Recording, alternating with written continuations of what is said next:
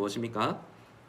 가정 예배는 단순히 가족이 하나 되기 위함이 목적이 아닌 그것은 너무 하나님께 영광 돌리고 예배하는 것이 1차적 목적입니다. 가정 예배는 가정 내에서는 세대 간 신앙 전수의 역할을 하고 외적으로는 복음 전파를 위한 선교적 기반 마련이 된다. 그러니까 무엇입니까? 가족들 안에서는 우리 자녀들에게 복음을 전수하는 것, 신앙을 전수하는 게 될 수도 있고, 또 외적으로는 우리 가정의 모습을 통해서 또 예수 믿지 않는 주변의 이웃들과 친구들에게 복음을 전하는 통로가 될 수 있다는 겁니다.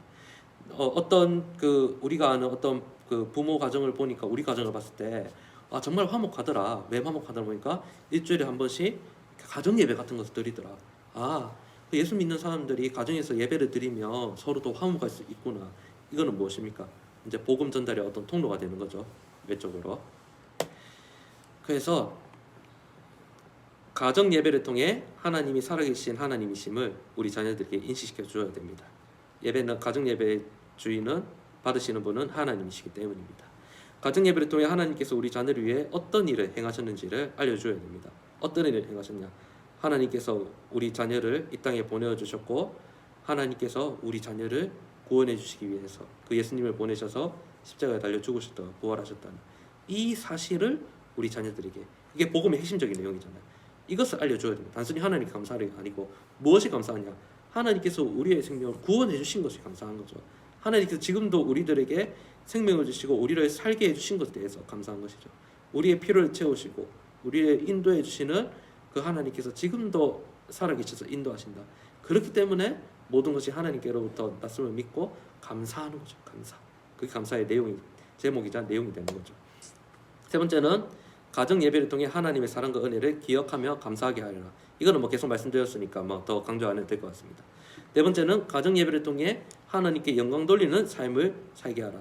그렇기 때문에 하나님께서 나에게 그러한 은혜와 사랑을 주셨기 때문에 나의 삶을 통해서 하나님께 영광 돌려드리는 이 가정 예배가 결국에는 하나님께 영광 돌리는 일임을 인식시켜 주는 거죠. 다섯 번째는 가정 예배를 통해 하나님이 우리 자녀의 인생에 늘 함께 하심을 기억하게 하라. 하나님 눈에 보이지 않고 만질 수 없지만은 하나님이 살아계시기 때문에, 하나님께서 우리 자녀와 함께 하시기 때문에 우리가 그 살아계신 하나님 앞에 예배 드리는 거야. 첫 번째하고 지금 다섯 번째하고 비슷하죠. 하나님이 우리와 너와 함께 하심을 늘 기억하여라 하는 거죠. 자, 그래서 가정 예배를 좀 잘 드릴 수 있도록 도와줄 수 있는 여러 책들이 있습니다. 뭐 제가 간략하게 책들 몇 가지 소개를 하자면, 조금 소교리 분들이나 교리적인 내용을 중심으로 가정 예배를 드리고 싶다. 그러면 365 가정 예배 임경근 목사님께서 지으신 이 책이 있습니다.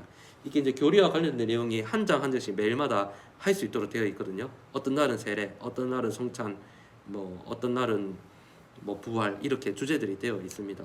조금 교리적인 어떤 내용을 가지고 가정 예배 하고 싶다. 그러면 이 책 추천합니다.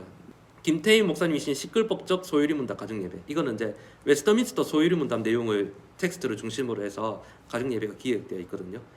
교리적인 내용을 가지고 가정 예배 하고 싶다. 그러면 이 두 책을 저는 추천을 합니다.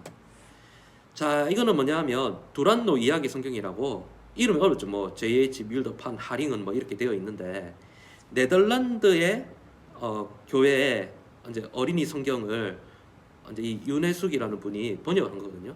참고 이 윤혜숙이라는 분은 아까 앞에 보여드렸던 이 임경근 목사님의 부인 되시는 분이시거든요. 자기 전에 혹은 뭐 읽어주거나 가정 예배 시간에 아까 그 책 독서 모델 있었잖아요. 이런 한 챕터씩 이렇게 그 내용, 성경 내용이거든요. 이게 그것을 읽어주고 아이들에게 설명해주고 뭐 이런 용도로 사용할 수 있을 것 같고요. 주경호 목사님 쓴 52조 가정 예배 1, 2. 이거는 이제 52주가 1년이잖아요. 그러니까 1년 커리큘럼으로 이렇게 한 주씩 볼 수 있도록 되어 있는 것 같아서 추천을 드립니다. 자, 그림책으로 드리는 가정 예배 무엇이냐 하면 이거는 그거예요. 한 챕터를 보면 한 챕터마다 이제 기독교 서적 아니고 그림책이 하나씩 소개가 되어 있어요. 근데 이게 기독교적인 서적이 아닌데 그 그림책에 어떤 아이들이 본받을 만한 교훈 있잖아요. 그 교훈의 내용을 적용을 해서 이게 이제 신앙교육과 연결을 시키는 거예요. 그래서 이 책 한 챕터씩 보면 그림책이 한 권씩 소개가 되어 있습니다. 그 그림책을 통해서 그 속에서 어떤 신앙적인 메시지를 아이들에게 전달을 하면서 복음을 소개하는 거예요. 보석 비빔밥 가정 예배, 이것이 무엇이냐 하면, 그래서 이거는 어떤 활동을 통해서 자녀들하고 가정 예배를 드리는 거예요.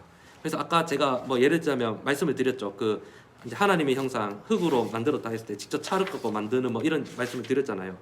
제가 한번 보여드릴게요. 뭐 창세기 1장 1절 태초에 하나님이 천지를 창조하셨느냐. 그러면 이제 이런 가루 같은 거 이렇게 해서 이제 활동들을 통해서 그걸 하는 거예요.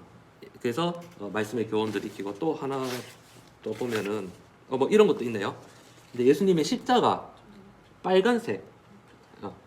빨간색 이렇게 이제 물에 빨간 잉크 같은 거 해서 예수님의 십자가 보혈 이런 것들을 한번 뭐 떠올려 보게 하는 그런 활동들도 있고 그 이제 다양한 활동들이 있습니다 이 안에서. 그래서 조금 이제 어린 자녀들하고 다양한 활동들을 통해서 가정 예배를 하고 싶다면 뭐 이 책도 네, 괜찮은 것 같습니다. 네. 그리고 이제 이거 제가 쉬운 성경인데 어린이 성경을 제가 추천을 합니다. 그러니까 어린이 성경이 그 아이들 언어에 맞게 성경 내용이 쉽게 되어 있거든요. 그래서 이제 아이들 수준에 맞게 이 성경 텍스트 내용들을 뭐 읽어주는 이런 것도 사용할 수도 있을 것 같고요. 그리고 이제 큐티 책을 통해서도 할 수 있습니다. 이 큐티아이는 무엇이냐면 그 성서 유니온 선교에서 나온 그 매일 성경, 근데 어린이 버전이거든요. 근데 제가 지금 큐티 책을 매일 성경과 복 있는 사람을 두 가지를 추천한 이유가 무엇이냐면은 이 두 큐티 책이 공통점이 있습니다. 무슨 공통점이 있냐면 어린이부터 작년 어른들까지 본문이 다 똑같아요. 그러니까 매일 성경 같은 경우에는 큐티아이는 이제 학년 전, 그리고 저학년, 고학년 그 어린이 매일 성경, 청소년 매일 성경, 그리고 어른들이 하는 작년 매일 성경, 영어로 된 한영 버전, 다양한 버전들이 나오거든요. 근데 그 다양한 버전들의 공통점이 뭐냐면 본문이 다 똑같은 거예요. 본문이. 그러니까 그 수준에 맞게 활동할 수 있도록 되어 있습니다. 그러니까 본문이 똑같으면 그 이제 아이들이 연령하고 이제 그 발달 시기들이 다 다르니까 똑같은 본문을 가지고 그에 맞게 적용을 하면 되는 거예요. 복 있는 사람도 똑같이 되어 있습니다. 그러니까 이제 똑같은 본문의 다양한 연령을 고려한 큐티 책이라는 점에서 그게 좀 장점이 될 수 있을 것 같아서 매일 성경과 복 있는 사람 이 두 가지 큐티 책을 네, 제가 추천해 드립니다.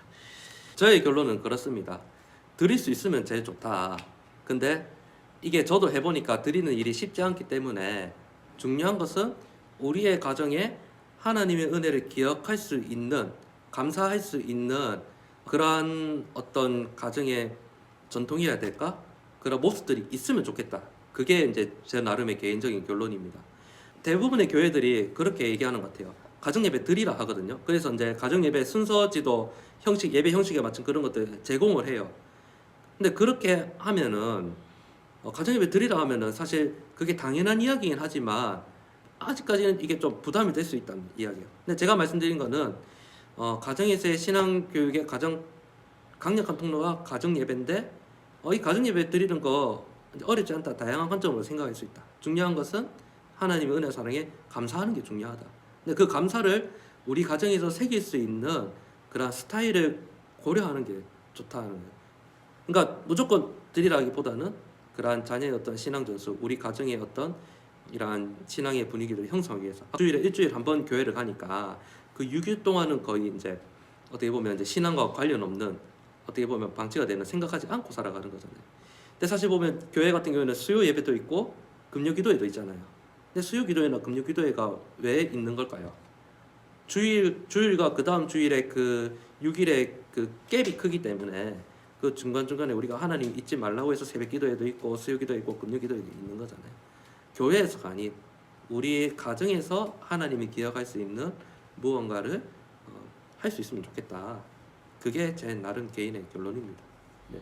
가정예배 드리라면 다들 부담스러워 하시더라고요. 그래서 저는 격려하고 도전을 하기 위해서 네, 다양한 의원들을 소개하고 말씀을 드린 겁니다.